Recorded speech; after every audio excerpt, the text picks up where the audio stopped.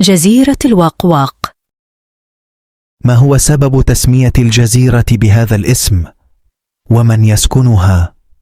وهل هذه الجزيرة حقيقية أم خيالية؟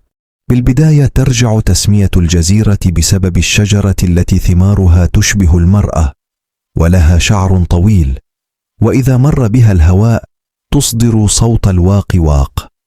وأيضا قالوا بأن هذه الشجرة تولد نساء حقيقيات معلقات من شعرهم على الشجرة طوال حياتهم، يصرخون باسم واق واق طوال حياتهم، وإذ سقطوا مباشرة يموتون.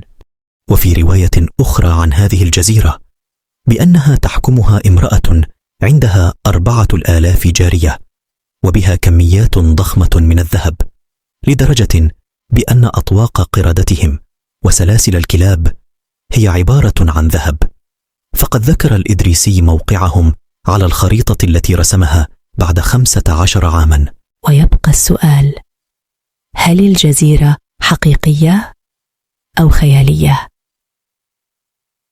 جواب هذا السؤال سوف يبقى عليكم.